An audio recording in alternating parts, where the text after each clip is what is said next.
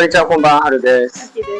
ということで、今回は前回バックドアの修理が終わって、で今回は内側の板を貼り付ける DIY を行っていきたいと思います。お願いします。お願いします。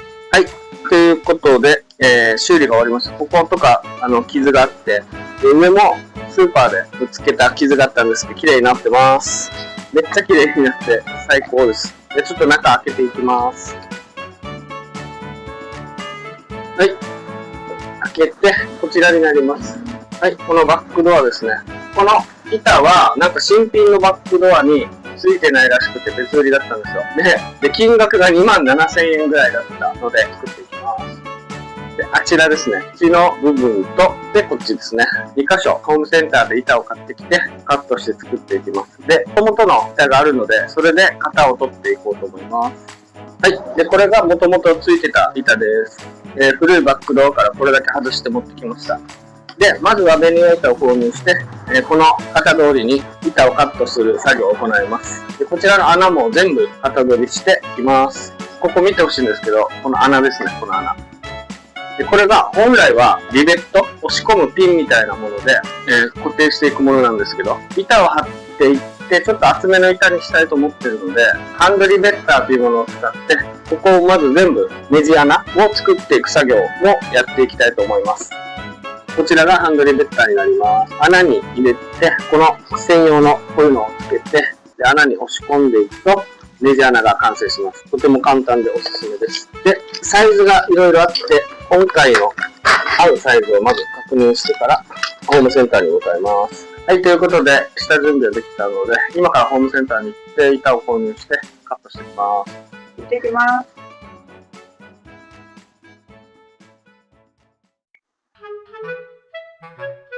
はい、ということで、こんな感じです。今日はここの穴を新しい方に開けていきながらですね、こちら、バックドアのこの穴にハンドリベッターを使って M5 のボルトの穴を取り付けていくという作業を行います。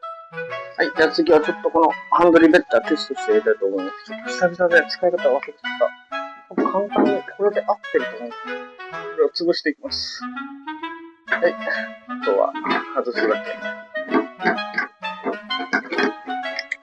ですね。はい、できました。これで OK だと思います。ちょっとじゃあこれで買ってきたボルトを入れてみましょう。M5 ですね。はい、問題なく入りますね。ということで OK です。はい、それでは全ての穴にこれをつけていきます。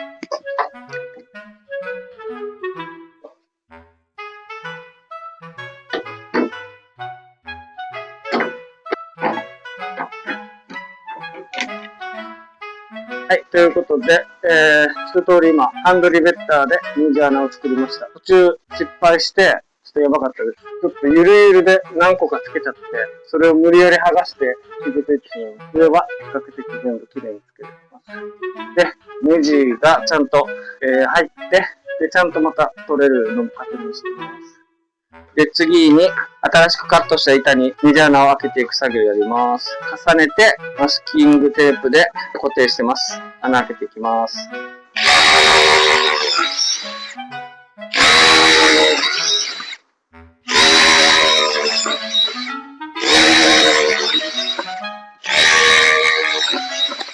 で、ちょっと開けてみたんですけど、針で合わせてみたいと思います。これを外して、下の板を針で合わせてみましょう。はい、じゃあちょっと合わせてみます。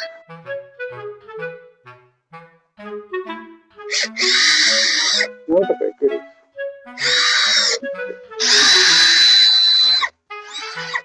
OK!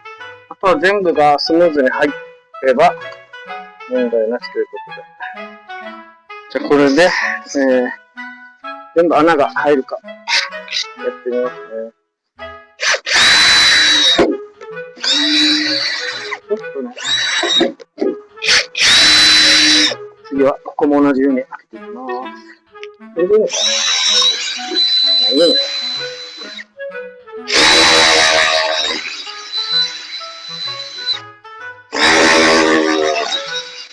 はい、穴開き作業終わりました。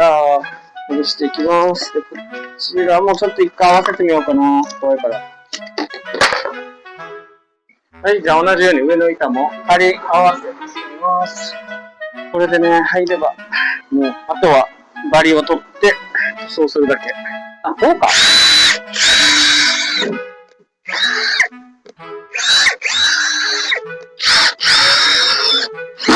おー、バッチリじゃん。はい。いい感じですね。適度に沿って、ちゃんと綺麗にはまってくれました。OK。これも外して、電動サンダーでバリを取ったりしていって、塗装します。いい感じだ。嬉しい。これはもう白に塗装します。よし。ああ、いいね。もっと伸びてもいいけど。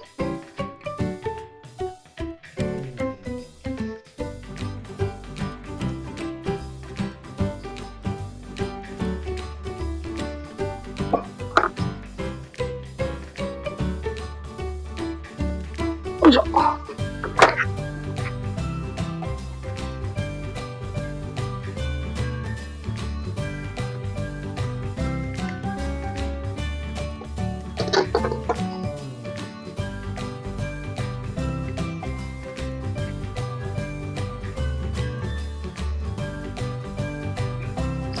はい、二度塗り終わりました。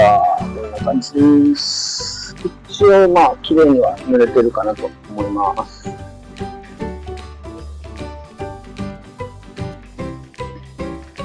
ちょっと乾くのを待って色が薄くなってきたらまた3度目塗って薄くならなかったらもうそのまま貼り付けようかなと思ってます。ちょっと乾くのを待ちます。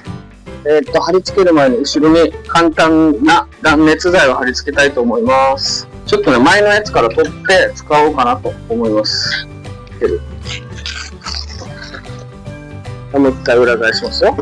で、これをね、思いっきりつけて、ガムテープで留めたりしないといけないですね。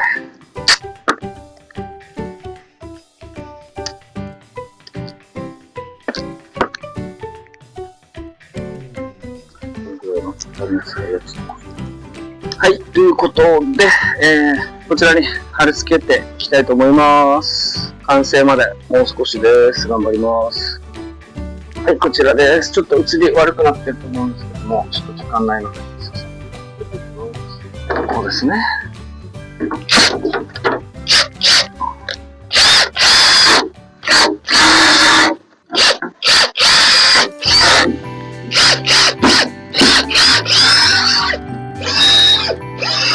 これが入るか確認しない。スルッツだったら忘れちゃった。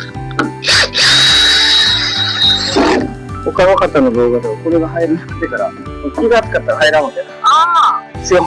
またここの枠をカットするとかあるわけさ。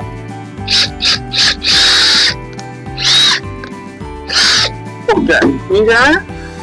次上はどっちにキッカー上げないといけないわけ。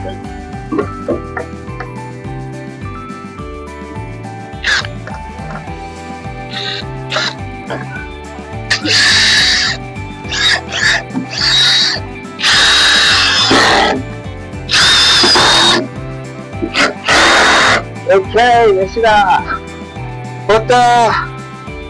はい、ということで翌日になりました。取り付けで完成しました。はい、ということで完成しました。昨日ちょっとね、日が暮れてからの取り付けだったんで、映像が映せてなかったんで、いい感じで取り付けできました。あとはもうこの部分とか、黒に塗ろうか迷ってるんですけど、まあ、塗ってもいいかなと思います。